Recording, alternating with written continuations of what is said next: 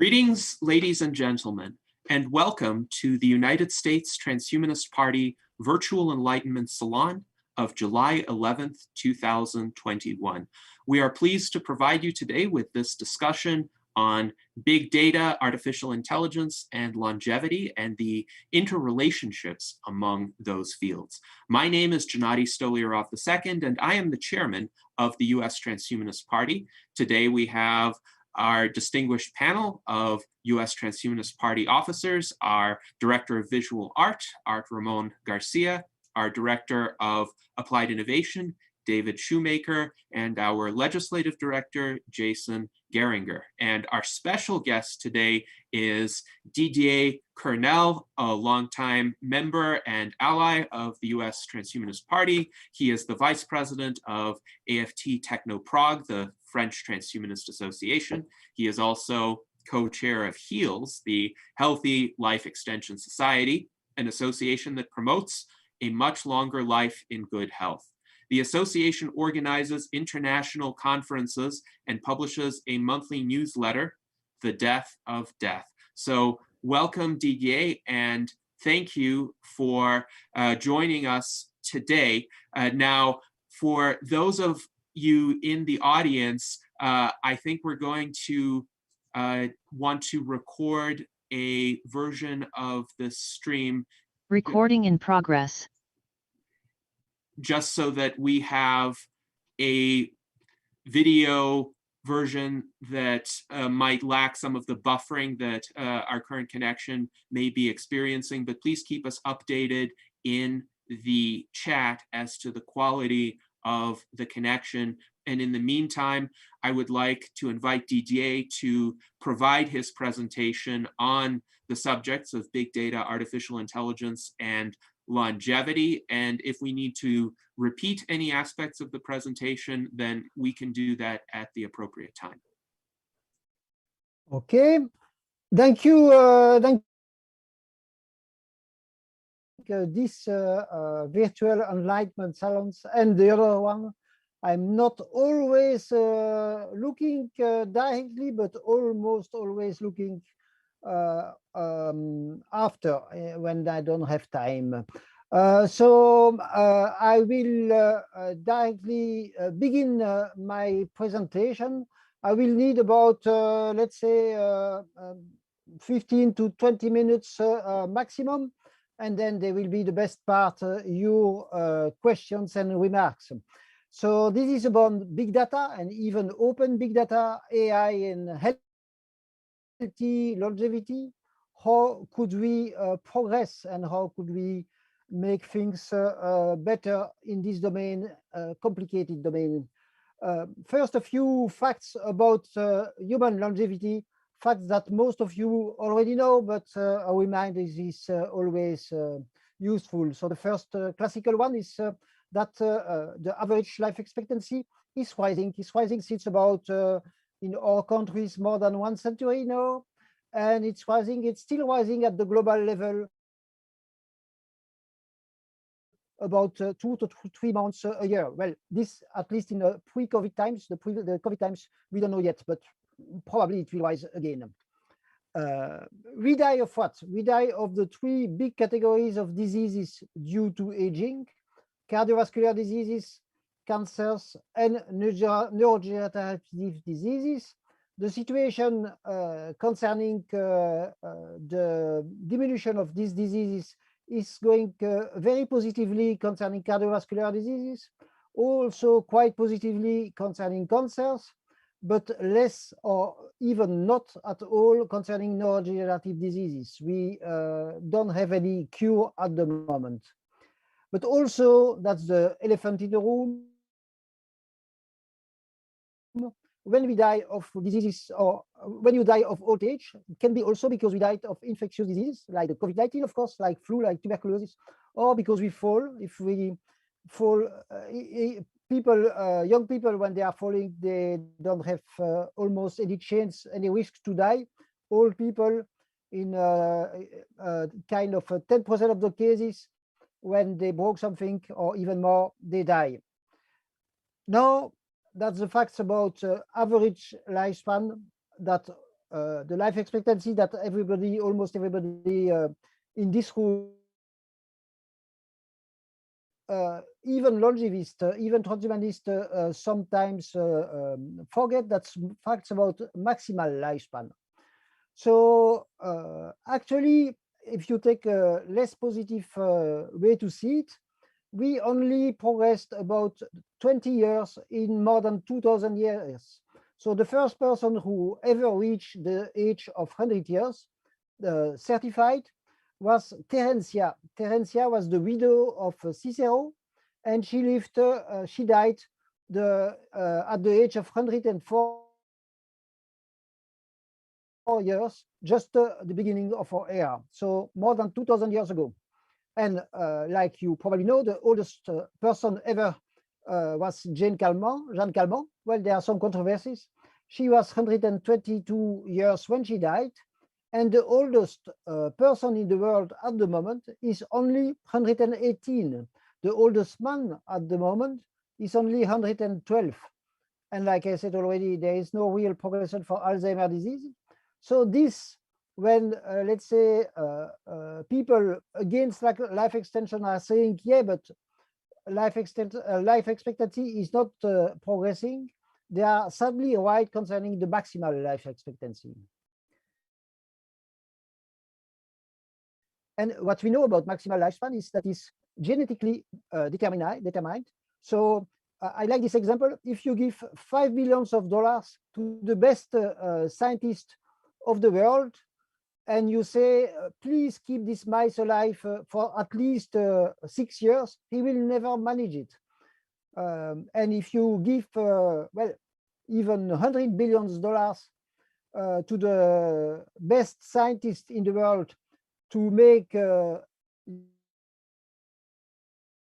years, they will also not manage it. So what we also know that's genetically related animals can have very different lifespan. So very probably this means, and this is very positive, that you can change the lifespan, well, quite easily if you have gene therapies. What we do not know about maximal lifespan is why can we not prolong at the moment maximal lifespan when we can, while we can prolong average lifespan, if there are gene therapies working against aging for human beings. For flies, we have that, but not for human beings. If there are products able to prolong maximal lifespan, probably not for senolytics, for metformin, and for rapamycin. And if there are other therapies that we could develop, nanotechnology, microsurgery, regeneration, to make lifespan longer. So what's the goal of people, of let's say longevist people like Aubrey de Grey and many others? So they think that it's very probably possible to find a treatment against aging in within 15 to 30 years, but it will be complicated and expensive, and artificial intelligence could help us. We should use AI for this. And this is, of course, the main thing I will approach today. And what I wish I also want to, and that's also maybe for the discussion, no patent, or at least not for everything that is paid with public money, for some reasons also that I will explain maybe later. Now, let's speak about big data. Big data and health, of course. Where is the information? So the information about health is in scientific literature, of course, is of course also in your smartphone, and there is a lot of information taken by tech giants, by social networks, but also for the biggest part, the medical information is collected by administrations, by medical institutions, for really the biggest part, for gigas of information, but it's collected there and it's almost not available for research. So just a few months ago, in Europe, you have at the moment a discussion concerning artificial intelligence, what should be allowed, what should be prohibited. And you know that European Union is very sometimes, well, not at all proactive. But they have, in this discussion for artificial intelligence, something very, very positive. So it's written in one document. You have the link there that by 2025, the Commission wants to ensure that citizens from all the member states are able to share the health data with healthcare providers and authorities of their choice. So there is there an official goal that theoretically people who want to share their health data with scientific authorities, for example, it should be possible. So I don't know, of course, yet if it will happen, but if it happens, it would be great. In Europe, I took only Europe for health big data. You have what's called the European Health Data consult all your health information, but practically it's not working so good. In France, you have something called Health Data Hub. There, in theory, it's very nice. So you have this virtual place where scientists can ask to access scientific data. And France has a lot of scientific data. The big problem is in 2 years, there were more than 500 scientists asking to have access to health data. And there were eight organizations who were, or projects who were allowed. So percent of the scientists asking to have access, it is refused. In Finland, you have an organization called FinData, and this one is working, seems to be working, I would say, almost as good as eEstonia. And normally there you have a system of that's called opting out. So if you don't want to share your data with scientists, you have to say it. If you don't say anything, you are supposed to share your health data. Well, I will come back to this. Of course, it's with respect to privacy. You have also many organizations working with health big data. So of course, Apple Watch, like for example, I have this clock who is supposed to keep all my data concerning health, but I cannot use it. Well, I can consult it, but I cannot share it. You have Garmin doing the same kind of things. You have about, at the moment, 400,000 health applications in the world. Well, most don't concern many people, but this is a crazy situation. You have so many apps, but also so few ways to share. You have something called the Healthcare Data Institute, an organization, Microsoft Closing the Data Divide, an organization called Data Saves Lives, another called Citizens. All these organizations have, well, all the last 4 organizations have as an official goal, among other things, to share their health data to make science progress. But that's the goal, and the results are not very big. So what are the most I think the situation is actually kind of similar in the US. So of course you don't have in the US the GDPR, but you have similar rules, a little bit less strong, except in California. You have the problem, the growing problem of social acceptation. So people agree to share data on Facebook, they agree to share data on all social networks, but they don't want to share their health data because they are afraid and because it's kind of big idea of privacy, even when it is not useful.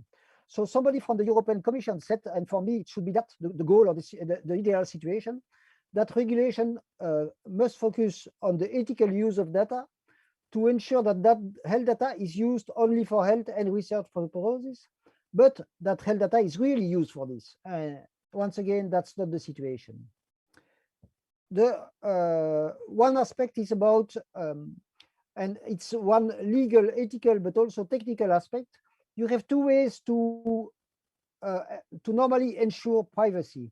You have something called anonymization, and you have something called pseudonymization. Anonymization, it means that the disappears. So this is good because it means that you can. This is good for privacy because it means that well, you cannot find a person, and so you don't care about if you are afraid that your health data will be used for something else than for science. But the problem is pseudonymization is better because if you want to find more information about the data, you need sometimes to go back to the original person. And to go back sometimes to the original person, you need that's a pseudo. In place of Didier Kernel, it will be number 1, 2, 3, 4, 5. But okay, it will be this number for all things. So better for science, less good for privacy. Then the biggest technical problem is what some people call trash in, trash out. So when you have, and this is really something more specific for health data. In health data, when you have some not good, the whole results of the research after on big data is very often totally bad. So you need more veracity in the data, and one positive aspect in countries in continent like Europe is that you have various sources of information for various countries, but it is also a problem, and a big problem in the US and also in Europe is problems related to commercial software companies. So I don't know what the situation in the US, but I think it's about the same at least as in Europe. So you have many different software companies for all aspects related to, let's say, the working of hospitals, the working of scientific research. And sometimes it has, it means that it's very difficult to have exchange between data. One example that I like, well, I like the example, I like to give the example because it's clear. So you had two places where people were cancers, and they were scanning documents, and in one hospital the color of the scans was a little bit different than in the other hospital, and in one hospital there were more cancers than in the other hospitals because they were well, it was for different hospitals. And the results is the artificial intelligence who was studying the data, after a while he was, well, it was considering that a difference of color was a sign of cancer. So you understand, when there is health data a little bit difference coming from one other company, the let's say the big data research will have biases, and biases that people will not notice. Okay, and another problem is negative results. So negative results, at the moment, there is no obligation to publish negative results. So it means, once again, that you have about things that are working, and the data that is not successful, you don't have it. So you have one big bias there also. So let's see in one example for COVID-19 and big data. It's incredible the number of things that we still don't know. So I see that I'm always speaking since more than 15 minutes, so I will not go into details here, but that's for me incredible that we have probably more health data about COVID-19 than about any diseases ever. And still there are so many things that I don't know, and especially we don't know about reinfection after vaccination, about effect of antiviral and antibodies, about effect of other drugs. Now, AI and big data. So first, analysis of scientific literature. So normally you have IBM Watson. Probably you know about IBM Watson. That was probably the best software ever to study, let's say to study, among other things, scientific literature, but it's not working so good for studying health literature. Why? I don't know really, but there's a consensus that it's not working.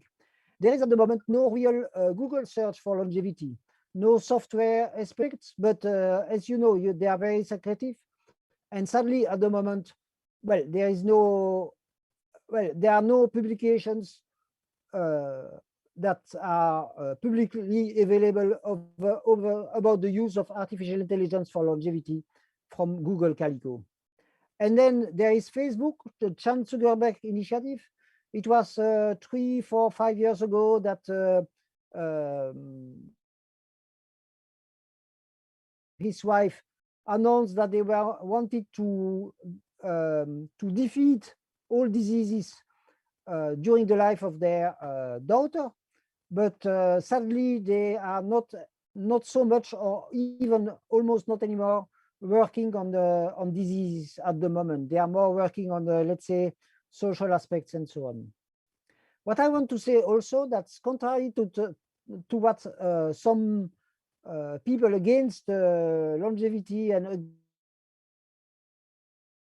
against and for privacy say, we're asking to citizens what they think about research for using AI for health. They say massively yes.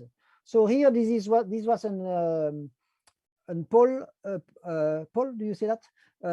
Enquête about that in my country, Belgium, and you see there that about innovation. So, do you think that it's a good thing to use innovation for medicine and for science? 94% of people say yes. To reduce human mistakes and to reduce accidents, also 89% of people say yes. And even when it is coming from a smartphone, so do you accept to use data on your smartphone to make progress possible? There's a less big majority, but still a majority in favor. So we need at least to require private and public actors to make collected data available to passengers. I like to give this example. If from my window here in my house, I'm looking to people, how they are working and so on, well, it's allowed. If I'm looking from my window to people to understand how they behave and if they are becoming old and to make statistics about this, normally it's prohibited. So crazy situation. And I think that's another thing, that data for health should be considered as a common good. A few words about, even if it is not directly in the scope, but very, very fast about the fact that all this data should not, of course, be used for clinical tests for longevity as fast as possible. So sometimes when, let's say, the collective, the most active people decide something, it can go very fast, like the first man on the moon, like the first planes and so on. And there are 110,000 people a day to save. You know that about 75% of the people dying in the world at the moment are dying from diseases related to old age, and it's even more in our countries. And reminder, there are not so many things who happened at the moment concerning clinical tests, even if no international classification of diseases. I'm already coming to the conclusion. So we need more equality and equity tomorrow for all people. And the way to have more equity, not only equality, is to progress with health data research, to make clinical tests, and then to make more health and more longevity possible for the people who want it, It's not going to be compulsory, of course. Not all longevists are transhumanists, but almost all transhumanists are longevists. Among other people, the people from Association Française Transhumaniste Technobroc, of course from the USTP, and of course from Humanity Plus. I'm also member of the board of Humanity Plus. There will be a conference on September 9. So this is the goal of this conference, to contribute to create a system that is trusted by citizens, managed by a public institution or an NGO, where all health data can be used for scientific research and not for any other use. And the final goal, of course, is to make everybody happy, able to live a healthier life for longer. And if you need more information, so you're welcome to consult this organization, some other organization, and to subscribe to the newsletter, The Date of Death. Free newsletter for the first 2 centuries. After that, you have to pay. That's it for now. Thank you. All right. Nice. Thank you very much, Didier, for your presentation. And I think it raises a lot of interesting questions regarding how artificial intelligence can be harnessed, how data can be collected for the purposes of enhancing the pursuit of healthy longevity, helping patients to overcome diseases, to live longer, to lead healthier lives. And you mentioned a lot of the obstacles as well, both in terms of the progress of life expectancy in our era. Although it has been progressing, it has not been progressing at the rate that we life extension advocates would like. And furthermore, there have been some disappointments in the application of artificial intelligence. Particularly, you mentioned IBM Watson. So in your opinion, what is it about medicine and the pursuit of longevity that might create additional difficulties for the application of AI? Because AI seems to be fairly robust and advanced when it comes to, for instance, shopping online, getting content recommendations on YouTube. And there are so many algorithms now that are part of our everyday lives, and many of them work in the background. We don't even notice their operation. Some of these algorithms are of the sort that can learn from data, from experience, from user input, without being specifically pre-programmed to achieve a result. Why do you think in medicine those algorithms are a lot less advanced than they are in other fields? Yeah, that's for me a central question. The short answer is I don't know. Sadly, and I would like to know. But okay, I gave already, I think, a few partial answers. One thing is that, no, okay, the big problem is that for health data, even if you have a little bit of mistake, it's corrupting whole data. And for in other domains, even if you have a little bit of noise, it's called, or a little bit of non-correct data, it's still working. But why is it that? Why is this situation so? I really don't know precisely. But I want to say what what are the problems at the moment is that you don't have so much big data really collected or really used, possible to use at the moment. So I said, well, let's take the people here. We probably have many medical files in many places, but they are not collected for scientific research. That's one. Second aspect is, yeah, we have, even when scientists are able to use some health data, it's only for one place and not for enough different places.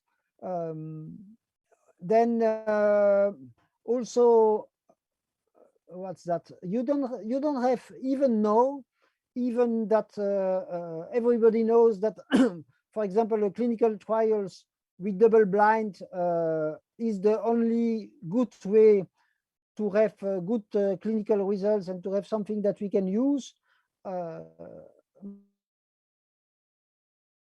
Many medical experiments are still done without this double blind. So double blind, it means, for those who don't know, that the people who are following the treatment, they don't know if it is a treatment or if it is a placebo, and even the people who are giving the treatment, they don't know if it is a placebo or if it is a real treatment. It's only when analyzing that you have this. So these are a few of the reasons. But yeah, still, why is it so difficult, and why, for example, when you are doing a Google search, even if there are mistakes in your search, it will work almost perfectly. Strange. And you mentioned IBM Watson, like a deception concerning research for health. Yes, this is indeed the case. It was a deception. And sometimes, yeah, I was speaking with one guy from IBM Watson, and he told me, yeah, for example, we are not able to, no, the software is not able to make the difference between recent news and old news. I don't understand. It should be normally very easy to yeah, to make a kind of, okay, if it is recent news, it's more important than if it is old news. So I don't know. Yes, indeed. Well, thank you for your insights into that question, Didier. And we have a question in the internal chat from Jason Geringer. I can shed a bit of light on this, and afterward, I'd be interested in your thoughts as well, Didier. So Jason asks, what about insurance companies? Do you think insurance companies will support longevity research, or will they think people will stop buying life insurance? So in my experience, I am not a life insurance actuary, by the way. I am a property and casualty insurance actuary, but I'm aware of how some of the actuarial organizations in the United States have approached the question of longevity, and they're very interested in it. They're interested in the implications of a dramatic increase in life expectancy. Different insurance products will be affected in different ways. Life insurers would actually stand to benefit from increased longevity, because if they sell a life insurance policy and you don't die, they don't pay out. Now, on the other hand, they may also, those very same companies, be selling other products like annuities. And some annuities are for a fixed duration of time.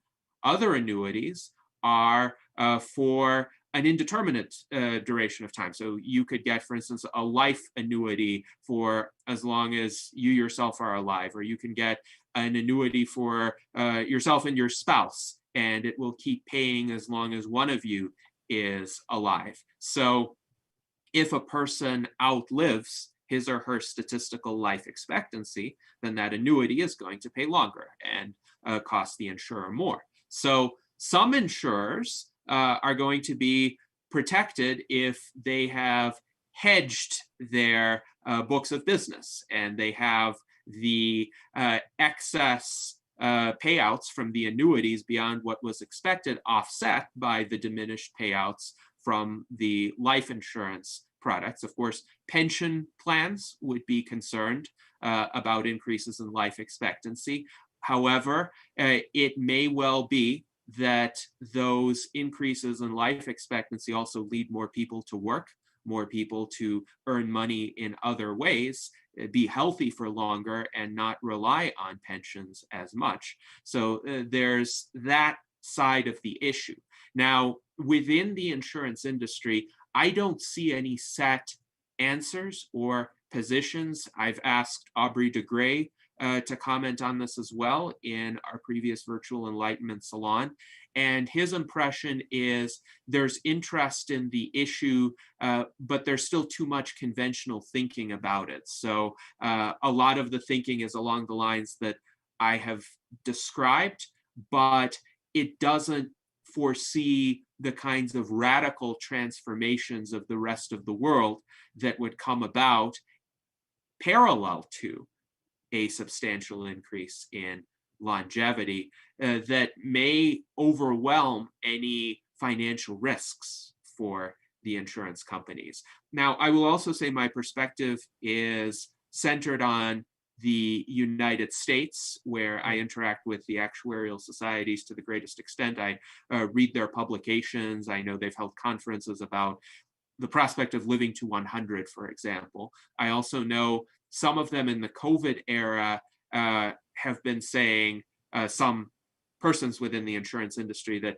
perhaps we were a bit too optimistic about the increase in longevity because recently in the United States, life expectancies have declined, and not just because of COVID-19, but because of the so-called deaths of despair, people in middle age dying from causes like alcohol abuse or drug abuse or suicide or obesity, and that has decelerated the increase in life expectancy. I would expect during the next 2 years, statistically, life expectancy will be lower than it was in the middle of the last decade, unfortunately, though perhaps not for all segments of the population, but on the whole.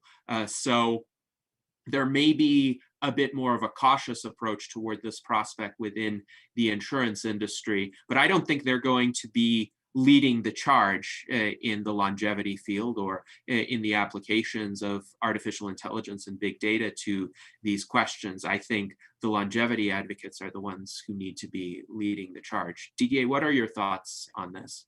Yeah, globally, I agree with you. First, I like this joke that I heard that insurers are the only people who try to sell you something and who really want you to go better. But of course, like you said, it's not in all situations. Sometimes they can be happy when people die.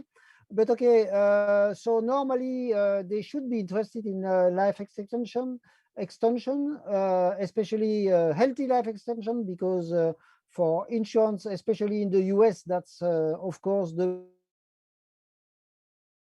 of expenses. That's all aspects related to health. It's less the situation. It's also the situation in Europe, but less than in less spectacular than in the US. Yeah, sometimes insurers are really trying to push for healthy life expectancy, healthy rise of life expectancy, but let's say in more classical aspects like eating better and so on. And yeah, for the rest, they are like most, let's say, classical actors in the political and the social field. They are not aware that big progress can come soon from this direction. That's probably the main problem. But still, it's a potential public that we could try to approach. I know some people who were trying that. Yeah. Yes, and as I mentioned, Aubrey de Grey has been invited to speak to certain conferences hosted by actuarial societies. So I think it's a step in the right direction that the insurance industry is even thinking of this and applying some sort of conceptual framework to it, even if we think perhaps they need to conceive of a more transformational set of possibilities. And hopefully we can work toward that in the coming years to get more people within that industry to realize the possibilities that we perceive. Now, it's also interesting in our YouTube chat, Mike Lazine says that he doesn't have life insurance and has no plans of dying. He also considers himself to be risk averse, so his probability of death hopefully would be lower than that of the typical member of the population and the typical purchaser of life insurance. And I will say I myself do not own any life insurance policies. And for me, it is in part an ethical issue in that I would never want to bet in favor of my own death. Now, I think the insurance company is on the correct side of that bet. They don't want you to die. because they don't want to pay out on that policy. So it is true, it's possible for insurance products to be designed with an aim to encourage healthy behaviors. I know, for instance, in many life insurance underwriting applications, they ask you questions like, do you engage in skydiving or other kinds of risky activities? And if you do, you get charged a higher premium. There are also more innovative emerging insurance products that are catered to people who are more athletic than typical. So people who engage in running or cycling or other kinds of endurance sports, and they can show the benefits of that through various health metrics. They might get lower premiums as a result, but this is a very new type of approach. Historically speaking, life insurers have used very few criteria compared to what a big data driven approach would be. So they might use your age, they might use your gender, they might use your smoking or non-smoking status, certain kinds of activities like skydiving. If you engage in those, you pay a higher premium. But oddly enough, for most of life insurance history until very recently, a lot of lifestyle habits, including habits of fitness and other kinds of health maintenance, were not really considered. So for someone like myself who does exercise to a much greater extent than the average member of the population, who doesn't have a lot of the health issues that many people have, it actually would not be advantageous to purchase a life insurance policy at the typical premiums that would be charged. So now Zipporah Naomi Pico says in the chat that life insurance could be used. Yes, that's a possible application for life insurance. I'll just say it's an application that I'm still considering whether and when to delve into. But now let's go to other members of the panel for their questions and comments on Didier's presentation. Art Ramon, what would you like to ask Didier? Yeah, in science fiction, they have a lot of depictions. Art Ramon, I believe you need to unmute. Unmute. Can't hear you, man. Yeah, in science fiction, they have a lot of depictions of this super intelligence, this hive mind with a globe. Everyone's connected. But when you have an artificial intelligence that's also part of that mix, do you see anything like that in the future? Is anyone trying to work towards that? Having this super intelligent hive mind, you know, both of connected humans and of the artificial intelligence which lives in the cloud. Okay, I would say first that was not the subject of my speech here, but I will still answer to this question. Yeah, this is one of the goals of many transhumanists is to reach general artificial intelligence, and of course this could be first useful for longevity. But there are also many risks related to general artificial intelligence. And maybe concerning longevity and general and artificial intelligence, one of the things that I want to say is if the goal that we if we have as a goal for this artificial general intelligence to work for healthy longevity, there are probably less risks related to the development of this artificial intelligence, because, you know, general artificial intelligence could be very dangerous. And one of the reasons is because there are mistakes or because there are biases in what we are asking to the general intelligence, and they are doing things that we don't want. So if the goal is explicitly healthy life extension, I think that the risks are less important there. Then that's one aspect of the answer. Another aspect of the answer is and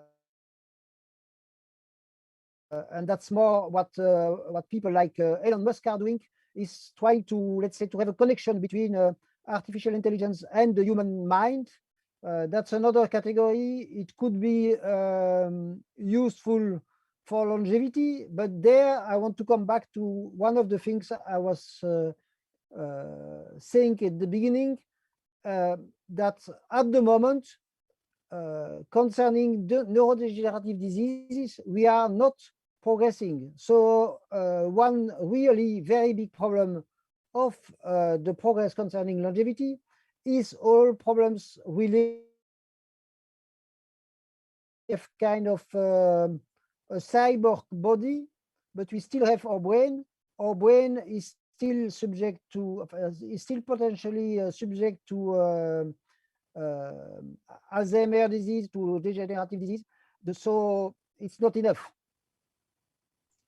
Yes, in short. indeed. And I agree with your observations, Didier. It's particularly tragic that in the case of neurodegenerative diseases, there hasn't been that much increase in efficacy of treatments or cures. So you mentioned Alzheimer's disease. Also, brain cancers are among the least curable of cancers even now. And ALS, amyotrophic lateral sclerosis, is a disease that still affects a minority of the population, but it continues to emerge in people, and it's not really known why it can emerge at a wide range of ages, even for relatively young people. And some people, like Stephen Hawking, can survive for decades with it, but he was quite an outlier. For a lot of people, it kills them in just a few years. So that's quite tragic, and it's tragic that our current level of technological and medical advancement has not been sufficient to combat these diseases. Now, on the subject of the, go ahead, Didier. Yeah, if I may say, so, and sadly, well, on one side, let's say public institutions are trying to find ways to fight against Alzheimer's disease. So there is a lot of, there is probably more money for this than for other diseases related to aging, but we don't progress. And so there is in Europe a big project called Human Brain Project that was, is of course Alzheimer and neurodegenerative disease. There is a similar project in the US. I forgot the name. There is also a similar project in Japan, but yeah, no progress, not much progress. It's also kind of in general strange that we know so many things. We progress in so many domains, but like I was saying at the beginning, concerning the maximal lifespan, 20 years, less than 20 years progress in 2000 years. Yes, and it's interesting to consider that perhaps there might be some sort of key insight with regard to those diseases that contemporary science is still missing. And historically, we've seen entire centuries even go by where some key insight in a scientific discipline was not reached. And when it was reached, ultimately it transformed the entire field. For instance, the heliocentric model of the solar system transformed astronomy. The germ theory of disease transformed healthcare, and the discovery of the structure of DNA transformed healthcare even further. And without those innovations, essentially, the treatment of certain diseases would have been stuck at the prior level. Or antibiotics, for instance, were responsible for a tremendous part of the increase in life expectancy during the middle of the 20th century. So I wonder if there's some insight about the brain, about how the brain could succumb to disease, that had been overlooked because it's unconventional in some way. People were looking in the more expected places, but they weren't seeing this unconventional connection. And I wonder if, in some ways, crowdsourcing data or collecting large amounts of patient information and setting AI algorithms to discover at least certain correlations that might be worth looking into could be a way to arrive at that unusual insight that would revolutionize the field. Yeah. So, Yeah, I think it's one, of course, big data concerning the brain and big data concerning the brain getting old. Yeah, it would be absolutely important. And the situation is, yeah, we know many, like I think you said we know, and there are not so many things that we know about aging brains. Yeah. This should be important, but there I'm coming back a little bit to let's say the most important part of what I was trying to tell today is at the moment big data, well, big data for brains, but also big data for many other domains. It's well, it's in the computers of the clinics, but it's not shared at all. And when it's a little bit shared, the problem is the software, the material to collect it is different from one place to another. So it's quite complicated. And once again, also, if I want to share this, I'm legally it's almost impossible. And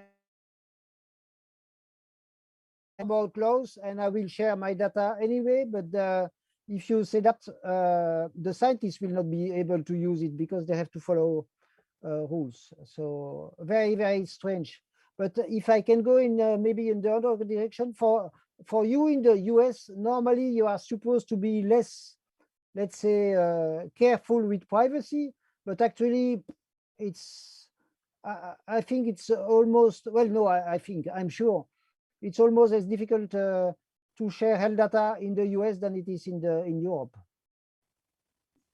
yes, and I think part of that is due to a 1996 privacy law called HIPAA, the Health Insurance Portability and Accountability Act, which I think has become misinterpreted. The original intent was to protect patient privacy, but it's become used by institutions as an excuse not to reveal data to anyone, even to make it difficult for patients to access their own data.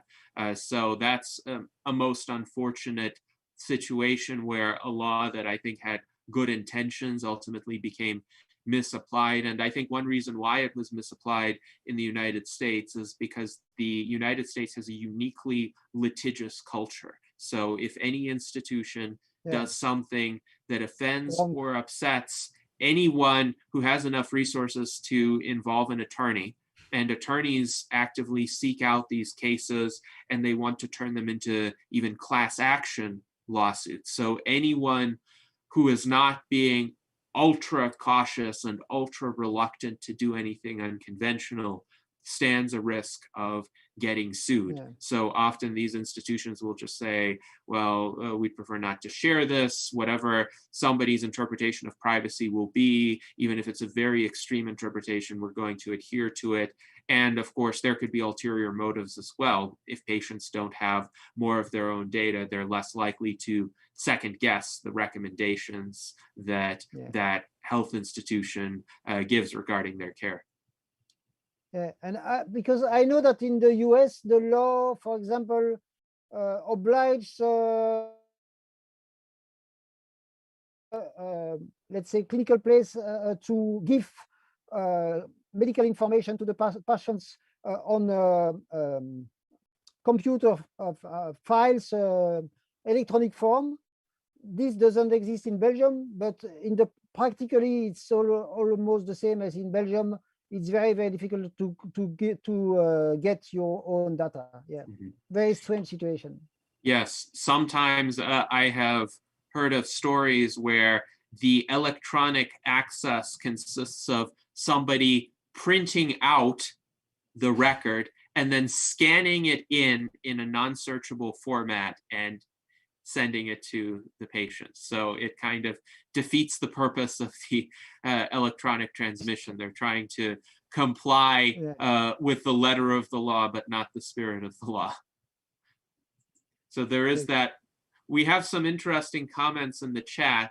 Angel Love says, on the subject of the hive mind, quote, I believe we are already a hive mind in the US. Our AI is everywhere on the World Wide Web, as well as in our hands and in our homes, and practically flowing throughout all of our systems. And I think it's an interesting view of it. Of course, data are still siloed. So we have access to the data that I think are more mundane, like social media information, for example, or the news, or concepts of general knowledge, general interest. You could learn how to do mathematics at various levels online. You could learn about history. You could learn about art, philosophy, economics, many disciplines.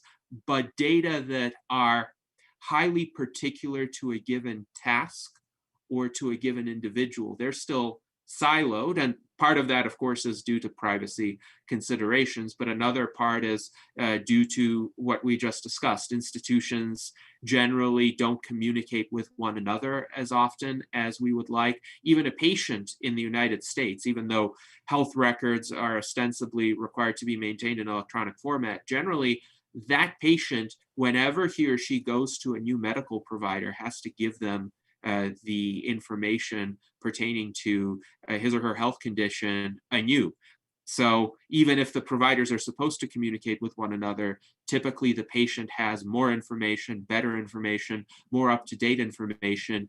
And there really is a culture in the US healthcare system of the patient being the responsible party for transmitting all of this information. It's a lot of work to seek healthcare in the United States. It's almost a second job if you have a serious health issue. So that is quite a concern.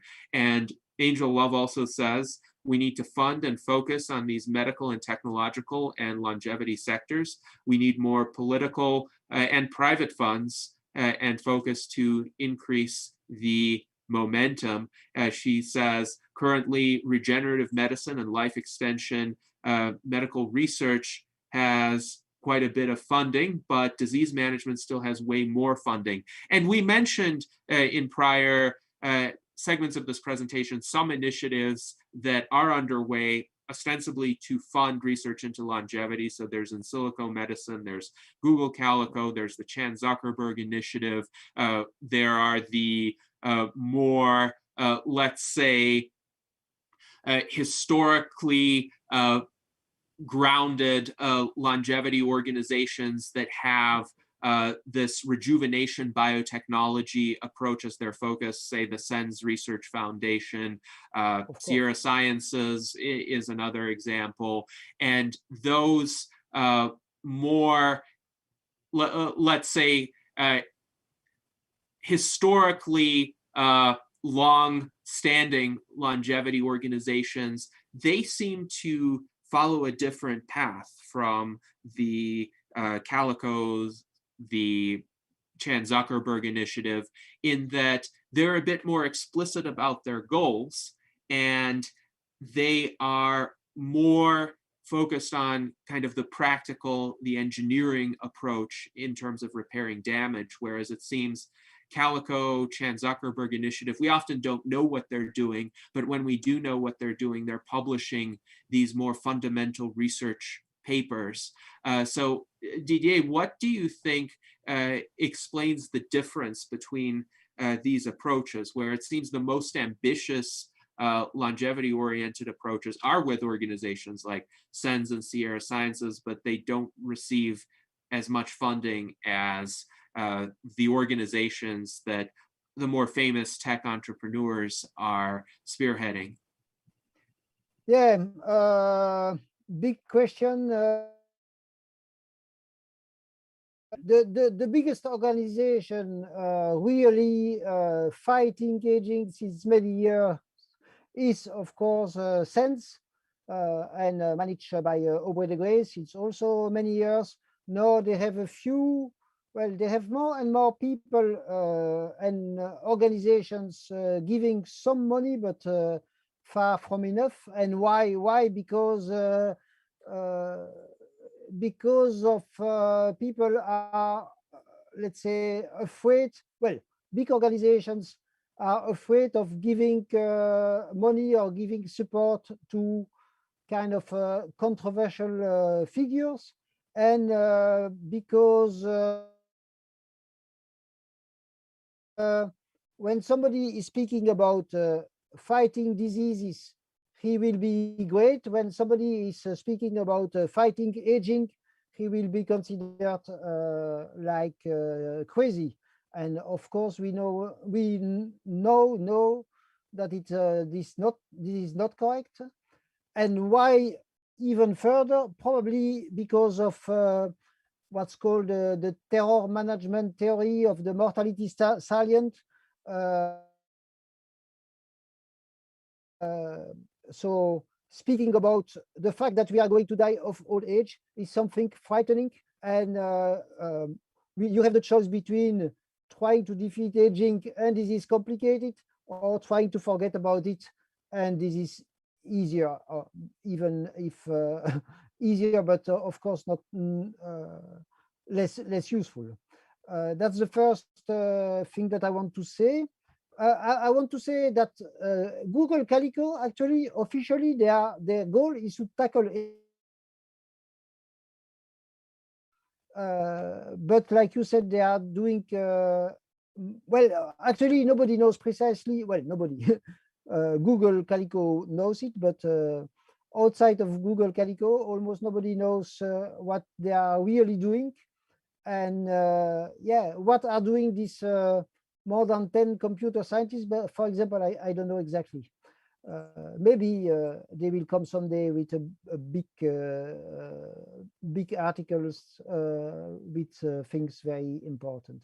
Then what I also want to say, until just a few days ago, just a few months ago, I was also always saying the biggest problem at the moment, well, no, one big problem at the moment is that there is no public institution in the world who has as an explicit goal to fight against diseases related to old age. But this is maybe changing. Just a few days ago, there was a document. I will try to put in the chat of YouTube the link. There was a document from from some official institution in the UK, where they really say that they want to fight against the biggest cause of disease, and that is aging, implicitly, but very clearly. And in the US, there was this nice declaration of Joe Biden a few months ago about it should be great.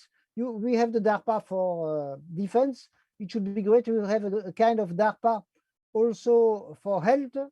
And just a few days ago, I saw that there is a name for this. This is DARP Health, DARP H.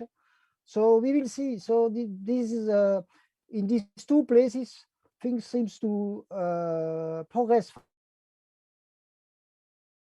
fast. Sorry. Yes, and hopefully we will see the fruits of these larger institutional efforts. They have been a bit underwhelming thus far, but maybe you're right, Didier. Maybe they are working behind the scenes to publish some groundbreaking research papers, and we might see those in a few years. The more the better, from whatever source, I would say, can accelerate progress in this field. Now we have some more questions. Daniel Twet asks, is there a standardized protocol for becoming a living open source health information longevity research donor, or will this take legislative action to accomplish? And one suggestion he has is, could the patients of longevity-friendly doctors legally consent for all their medical information to be available for longevity researchers? It's an interesting idea. What do you think about this? So that's a great question. Sadly, at the moment, the answer is globally, I think, no, because of all the well, it probably it could be possible to decide to share your health data, but after that, you could not share it with scientists because scientists have to follow many rules, and it will be almost impossible. So that's why I'm here actually, and that's why I'm trying to push organization to change these rules.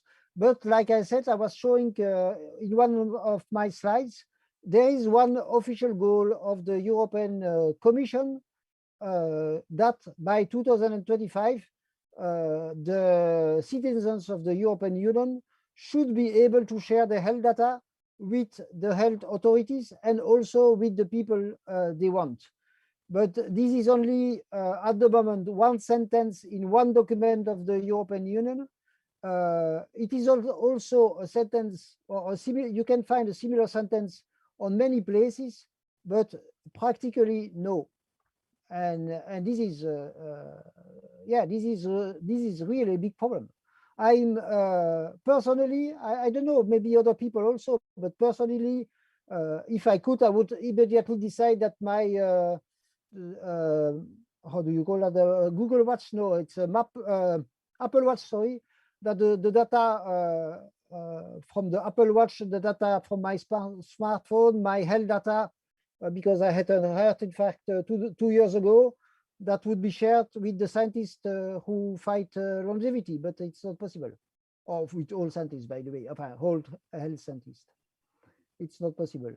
And the evolution in Europe, and especially in my country, Belgium, is kind of worrying because people are really afraid to share their health data, especially with public institutions. More afraid, they are more afraid to share. Well, sometimes they are more afraid to share their health data than they are afraid with their doctors, or that they are afraid to share their health data with Facebook. So strange. Yes, and coming back to Facebook, just to say, you were speaking about Charles Zuckerberg initiative. So sadly, that was the goal. The goal announced 2 or 3 years ago was very nice, but now they are not working a lot on diseases, or almost nothing. I was just taking a look at the website when I was preparing this. Not much. But what is quite promising is Vitalik Buterin from so not Bitcoin, but the other one, I forgot the name. Ethereum. Ethereum, sorry.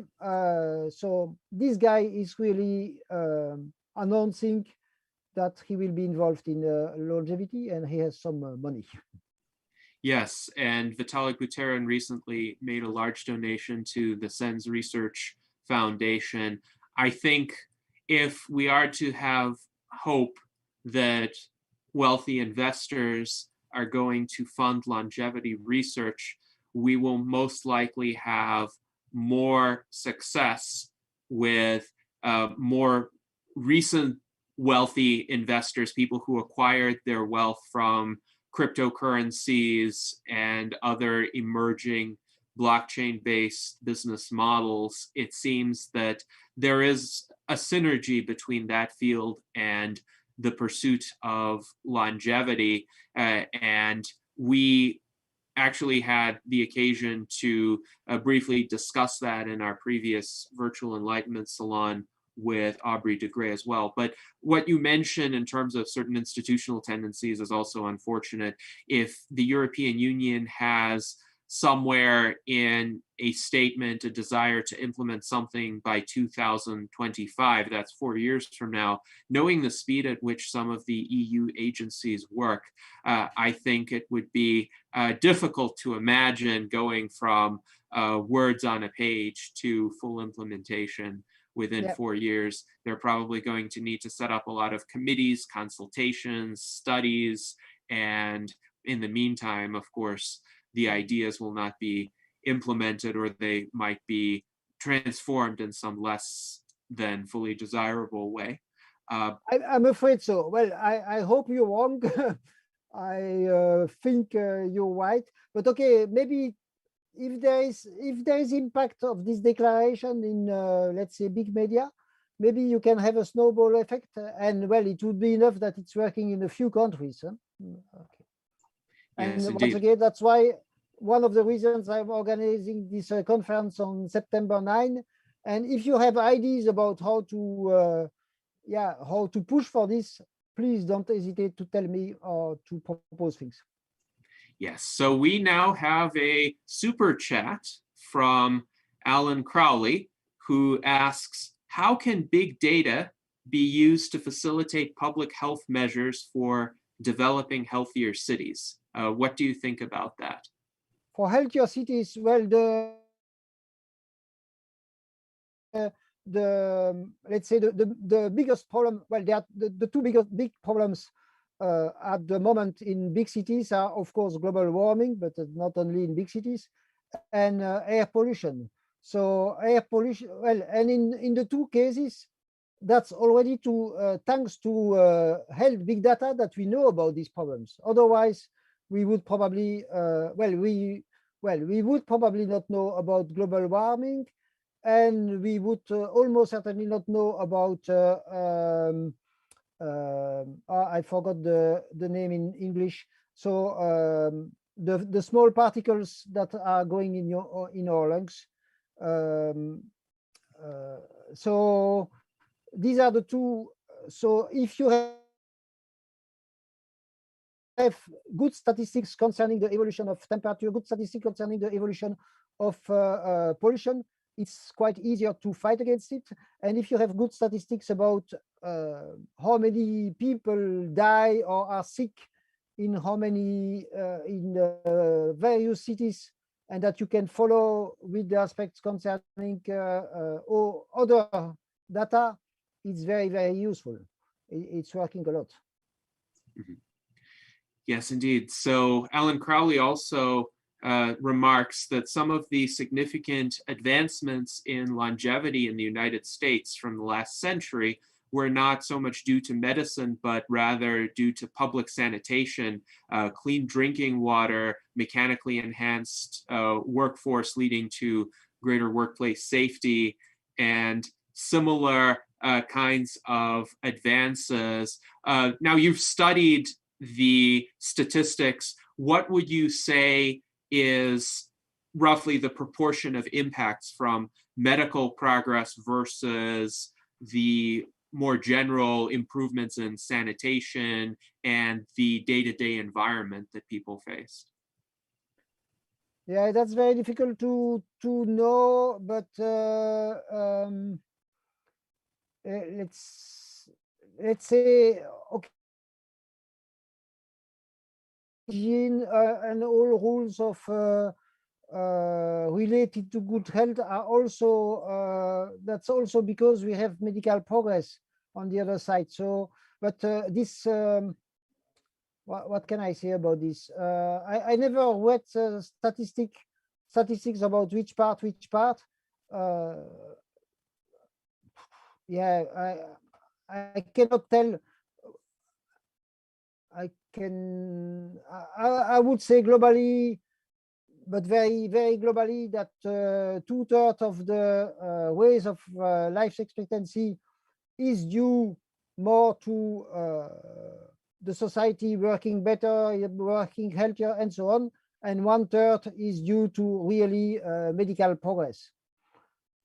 Yeah. Yes. And I would say the two are interrelated. Jason Geringer in the chat points out that, for instance, within the city of London in the 19th century, they figured out that cholera was coming from the water supply, and by creating a cleaner water supply, they also took care of the cholera epidemic.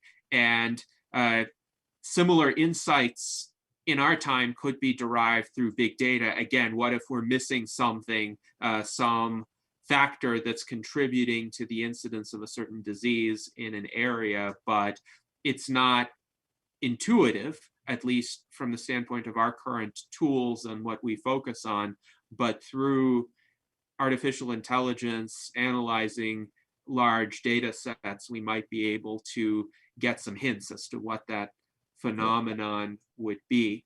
Now, also, I want to acknowledge just to say, yeah, cholera is a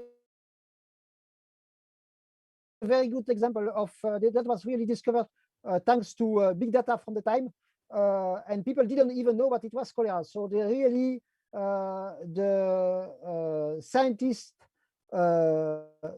saw statistics. They saw that wells were, let's say, infected. They didn't know about viral questions, but they could solve it. That was, and they could solve it actually through statistics, because they were seeing more cases there, less cases there. It should be the water. Mhm. Yes, indeed. And I also wanted to acknowledge another super chat from Angel Love, who says, keep it up. Well, thank you very much. And thank you for your comments and questions earlier today. Now let's go to David Shoemaker. David, do you have any questions and comments for Didier? Yes, hi, thank you very much. I was just curious, we've talked on a general scale, a societal scale, a historical scale. Perhaps we could take it personally. And I was wondering what your particular personal approach is towards longevity with the information and the background that you have. How do you apply this? Do you mean what I'm doing? Yes.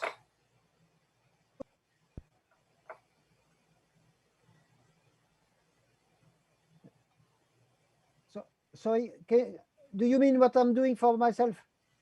Yes, yes. What are you doing for yourself? How are you applying this information? I mean, at the moment, I don't think that you can really do something to live much longer, except that you can do the classical things. So not to eat too much, not to smoke, not to be, not to have a life with too much stress. But for the rest, there is not so much that you can do at the moment to live really longer lives. Probably metformin and metformin is probably helping you, but for the rest, there is not much. So except pushing for more, I would say, like Aubrey de Grey is always answering this question, give me money. So I will not say give me money. I would say give money to Aubrey de Grey, or push for more science for these questions. Thank you very much. We've come to the same conclusions. Okay. Yeah. Sadly. Yes, and it's interesting too. We live, I think, on the cusp between the era when really there wasn't much an individual could do other than live a conventionally healthy lifestyle. And now certain medicines are entering clinical trials like senolytics, and we still don't know from the experimental data what the net effects are, but maybe in a few years, more systematic data will emerge. Yeah. And we'll see. I'm not so, well, for senolytics, I'm not so optimistic. Maybe it will be a few years more, but I'm afraid. And once again, coming back to also one of the first things I was saying today, don't forget maximal life expectancy, still no progress. Let's say my first hope for me is gene therapy. Gene therapy with the CRISPR techniques, it's going faster and faster. But still, there was a quite promising experiment with mice and gene therapy just very recently. It's a little bit, it's from Liz Parrish, so sometimes there are controversies. I have to take a more look, but it seems very promising. But okay, using that for human beings is not for tomorrow, of course, and that's why we have to, yeah, to have more money, but also to have more health data, and also to accelerate clinical trials. Yeah. Yes. Now it's interesting with regard to maximum lifespan. We had Jean Calment, who was quite an outlier at 122 years. Among the supercentenarians whose lifespans were verified, nobody else lived past 120 years. Right now we have Kane Tanaka, who is the oldest person at 118 years and 190 days. But it's interesting, she's the third oldest person who has been verified ever. Do you think there might be just the slight upward creep in what I would call the average maximum lifespan at any given time? Because I recall in the last decade, the oldest people were dying at like 116, 117. And now Kane Tanaka, she's holding out, which is good. Now, what do you think it would take to surpass Jean Calment's record? What can be done this decade, hopefully, to have someone live to 123? Well, this decade, I would say already, let's say that there is something sure. Nobody will go ahead of Jean Calment before at least 4 years, because that's mathematically okay. So from 1997 to 2025 for sure, it's a very long time. And I think that you really need some new technology in one domain. It could be gene therapy, it could be nanotechnology, it could be some product that is really very effective. But without that, and once again, for me, it's kind of also a mystery. So there are more centenarians than ever before. There are less people dying when they are 60, 70, 80, 19, but not 110. Kind of a, yeah. Why it's the situation is we can cure many things, but we cannot progress for aging, and we need some really new technology. I'm afraid, yeah. So in the course of my research, I read about senile systemic amyloidosis, which is a condition where amyloid plaques form not just in the brain, but in other organs in the body. And this is a condition that tends to affect the supercentenarians who survive everything else. They avoid heart disease, cancer, diabetes, but they die of this. Do you think there are any promising approaches in the near future to cure or at least treat senile systemic amyloidosis? And do you think if those are applied to the supercentenarians, that could give them a few additional years of longevity at least? Once again, sadly, I'm not a specialist of this specific domain, but I know that some people like Victor Björk, who was here not long ago, knows more about that. And the last times I heard about this, I didn't heard about one promising thing. And amyloid plates in the brain, we still, that's coming back to degenerative diseases, we still are not able to cure it. And another problem, it seems that when you can, let's say, in the brain diminish the amyloid plates, it's too late, let's say. So yeah, very sad. Yes, indeed. So in our YouTube chat, Anna Arena asks, would it be better to redo the entire medical system as an alternative system than to try to work through the system we have now with all of its issues, access problems, bias, etc. So she suggests instead of fixing the current institutions to make an alternative parallel set of institutions, what do you think of that approach? Well, I think it could be useful to try to have, let's say, that in one country, you know, but you cannot, you could also imagine that you have one group trying that. That was one of the ideas. You know, scientists, they don't, scientists in the past, they were experimenting on themselves.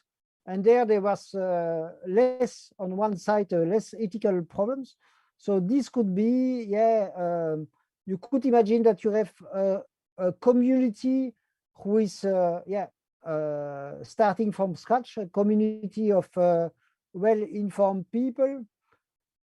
But for this, you need a strong movement, and it will not be easy. So I would say, yeah, it would be great, but I would not do that only. I would also push in the direction of public institutions, because they have a lot of money, they have a lot of experiment, and sometimes, well, and people who are, let's say, deciding in the world today, they are also dying of old age, like you and me.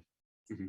Yes, indeed. And one would think these decision makers, especially if they have some amount of influence or power or wealth, would want to stay around for longer to enjoy those aspects that they have. But Bill Falloon of the Life Extension Foundation, every time he gives a presentation, he has a few slides about billionaires who died recently or other prominent figures who could have provided more support for life extension, but for whatever reason didn't consider it to be worth their time and money.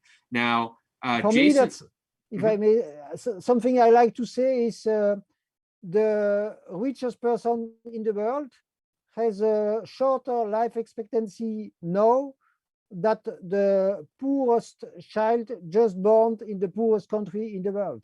So let's say Bill Gates, he's 62, 60, I don't know, 65, okay, but even 60.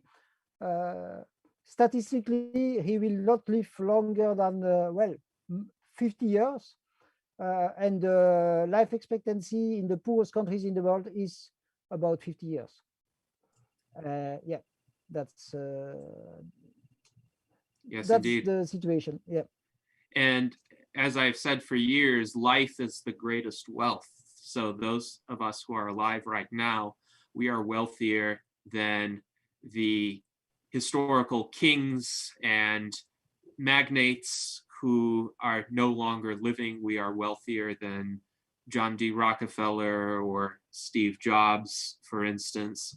And preserving that wealth, I would say, is the greatest priority. Now, I'm curious what you think of this idea from Jason Geringer, who writes, it seems there's a need for an artificial intelligence to curate a group's data, like a group of patients, so that the individual patients may profit from the data while also creating a product that advertisers will want to buy. And he says it seems to him there is a need for a product that will gather information about current longevity research and also gather and curate data from groups of people.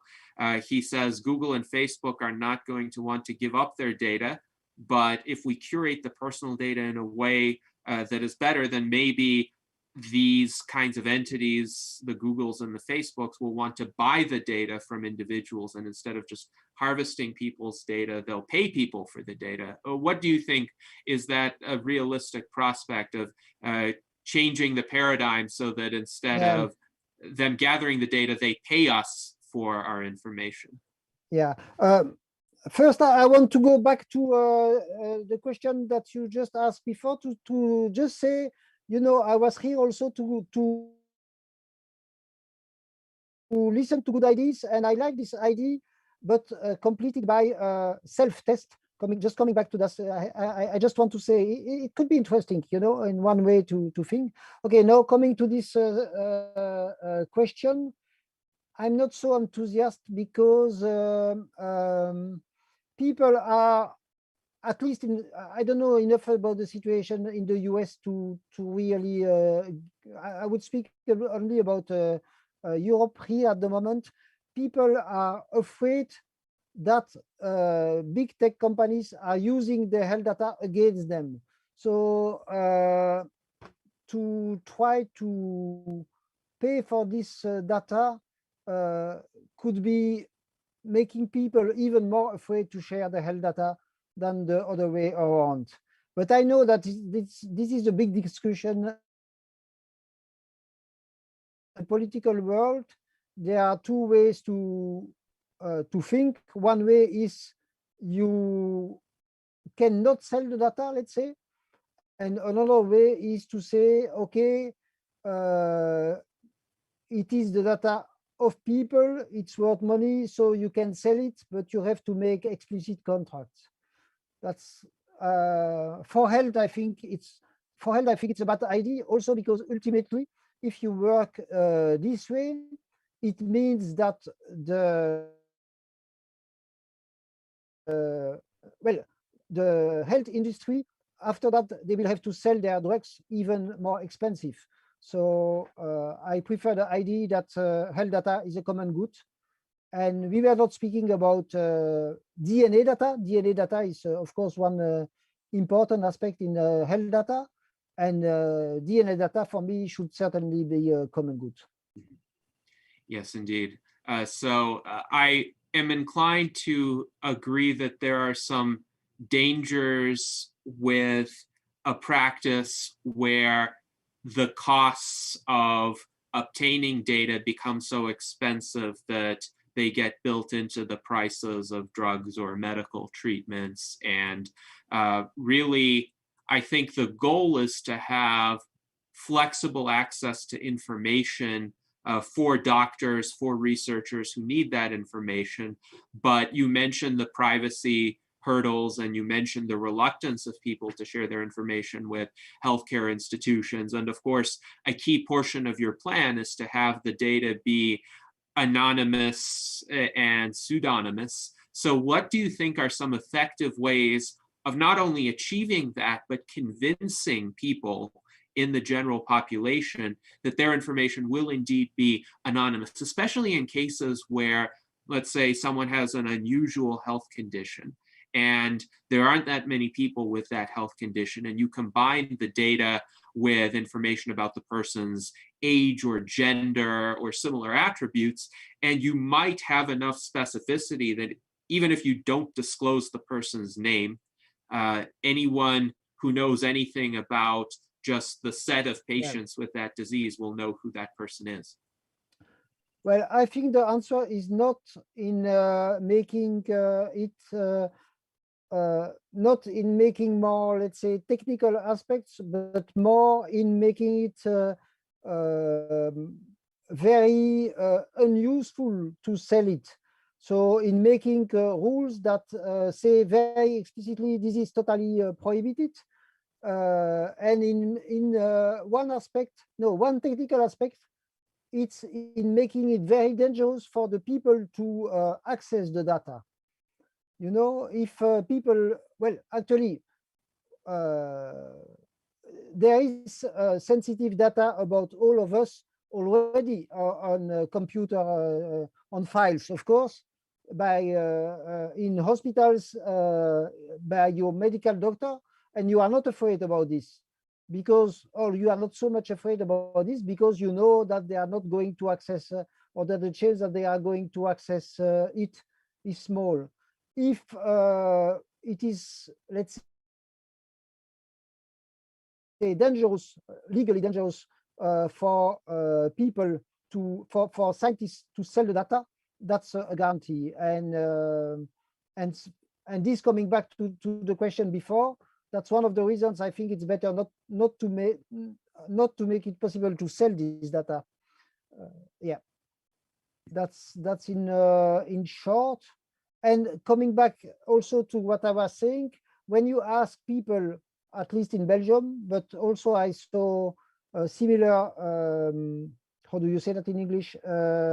Similar, oh, when you ask people and you tell how many people are, okay, similar enquete about this. When you ask people, do you want to share with scientists do you want to share data with health?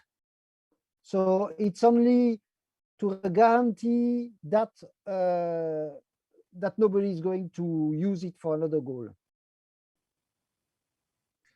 Yes, thank you, Didier. And we are now coming to a point in our virtual salon where I would like to go around the panel and see if the panelists have a final question or comment for you, and then we can conclude with your closing remarks, because I understand it's quite late in Belgium right now. So our first question will come from me, and it stems from your comments on historically self-experimentation among researchers being one of the practices that drove progress forward.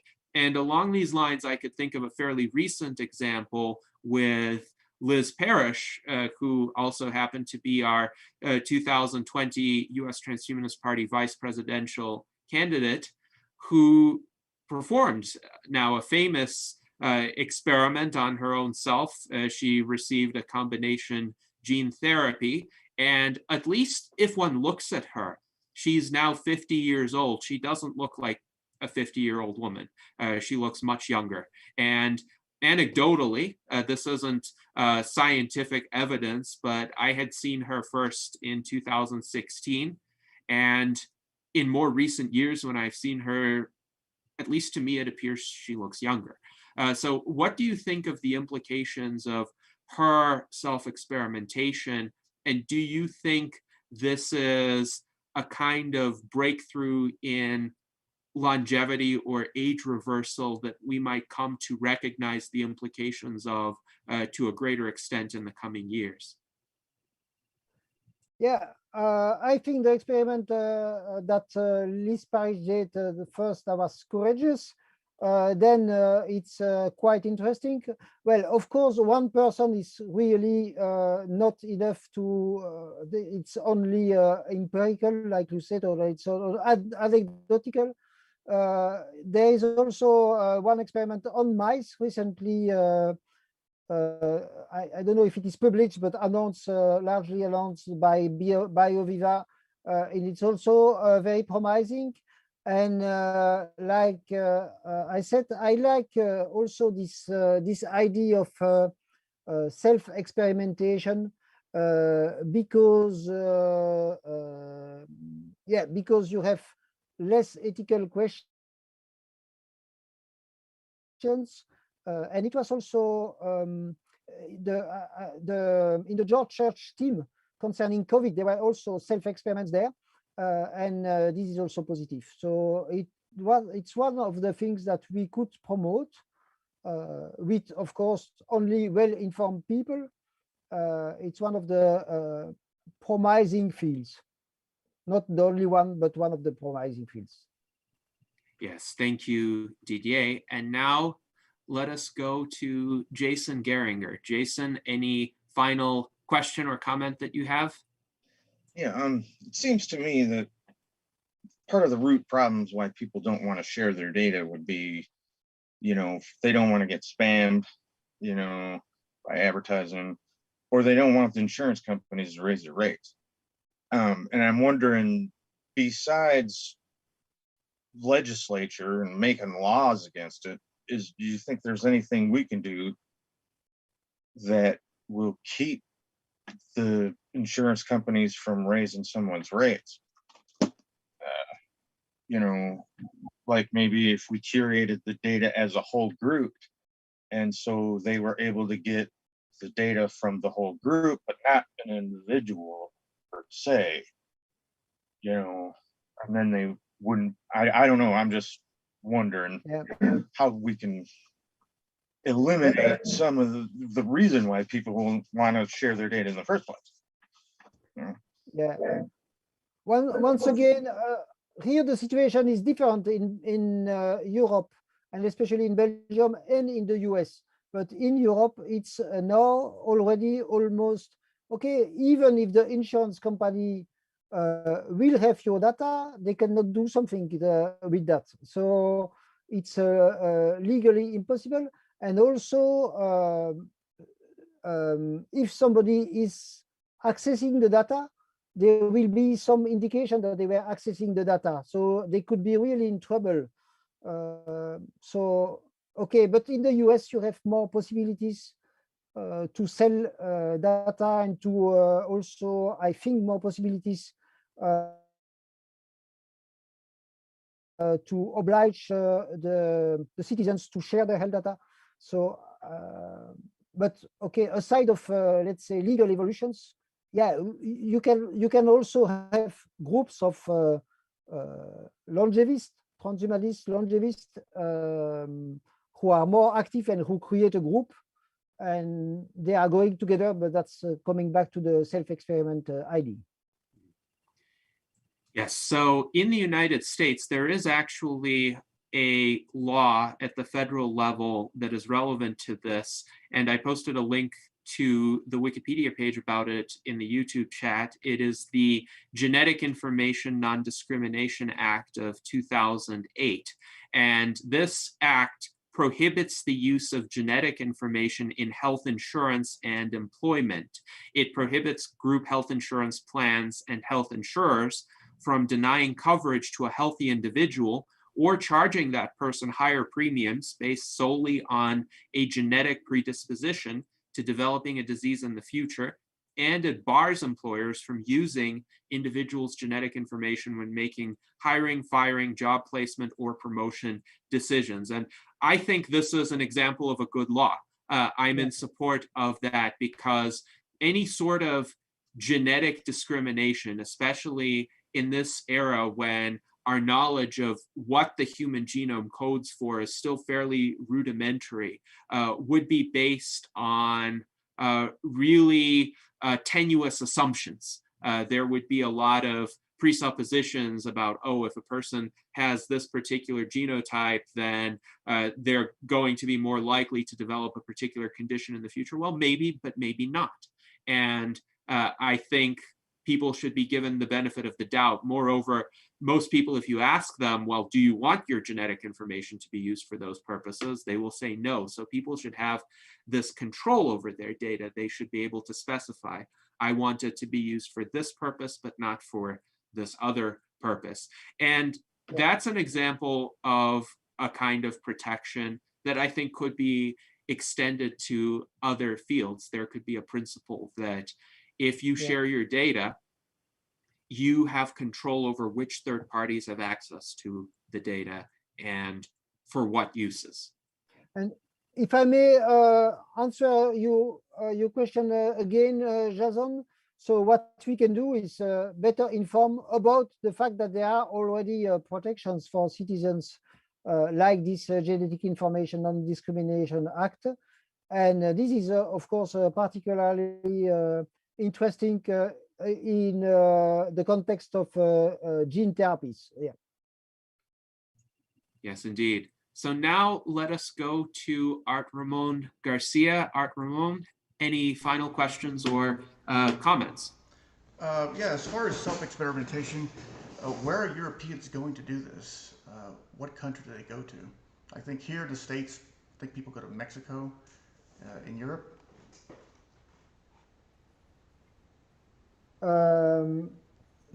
So your question is, in which countries is it easy to self-experiment? Well, I mean, Europeans specifically. Where are Europeans going to self-experiment? Well, at the moment, Europeans, when they are self-experimenting, it's not for science. It's for their own health. And then they are going probably in the same countries as the American citizens, like I think Mexico or other places. Yeah, but that's there is no people self-experimenting for science at the moment, or the. Okay. Yes, thank I you for think, coming. yes, medical tourism, of course, Yeah. exists throughout the world. I'm curious, are there any European countries where residents of other countries go to get certain healthcare, like Switzerland, for instance, which is outside of the European Union? Yeah. So, yes, you have that, but not on a big scale. One of the reasons is that social security in many, let's say in the richest, certainly in the richest European countries is working pretty good. So, and healthcare is working pretty good. So if you are going in another country, well, your first risk is that the health is not so good, healthcare is not so good, and certainly far more expensive. But you have rules also in certain cases. You can go if healthcare is not available in your country, but in another country, in some cases it's allowed, but it's quite specific. Yes, thank you, Didier, and thank you to Art Ramon for his question. And now let us go to David Shoemaker. Yeah, so for our final question today, I'm thinking about 2030.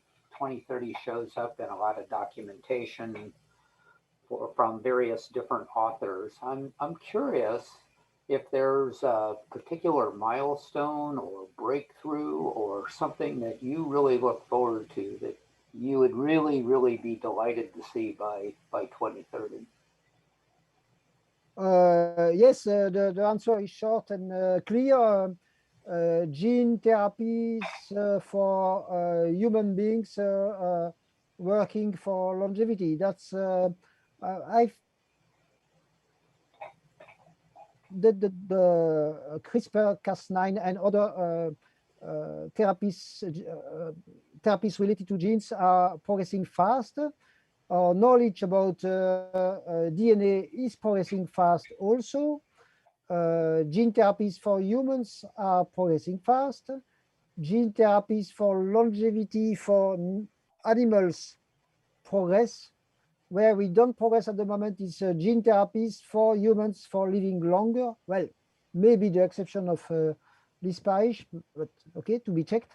Yeah, so by 2030, that's what I'm hoping. Of course, the future will tell us. Yes, exactly right. So thank you very much for being here today. Very much enjoyed this. Thanks. Yes, and thank you, David, for that question. And now we come to the point in our virtual enlightenment salon where we will let our guest have the last word. So Didier, what would you like to add to the conversation that we've had today? How would you like to bring it to a close? Yeah, first, thank you for the ideas. Well, I was hoping this, and I heard about 2 or 3 things that I will try to develop, especially the ideas concerning the self-test, one community, concerning really the central point today, big data, artificial intelligence, and how to progress. I still think that the most important aspect is to promote better use of health data, and to have better use of health data, we need to consider health data as a common good, and we also need better laws, better rules to make it possible to share data. And there we are living in very, very strange situation where we share health data for many things, but not enough for health. And we saw during this COVID pandemic, COVID events, that we really that big data is really useful, but that big data really needs to be more curated, more open, and that is that there is much work there to do. So we are progressing. We are going in the good direction, not fast enough, and we could go much faster if we were able to share more in an open way. Thank you. Yeah. Yes, indeed. Thank you, Didier, for joining us today, for highlighting the possibilities in the use of big data and artificial intelligence for improvements in longevity, for improvements in our system of medical care. Let us hope that these improvements materialize. Thank you to our audience for joining us during this virtual Enlightenment Salon.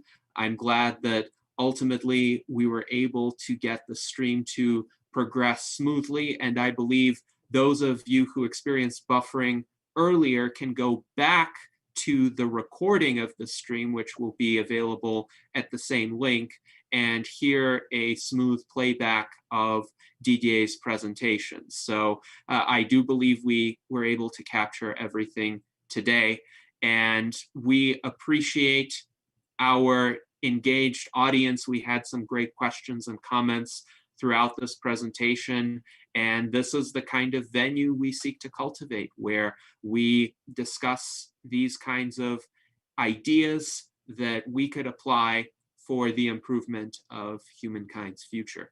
Thank you very much to everyone who joined us today, and I hope that you live long and prosper. Sorry, I can do it.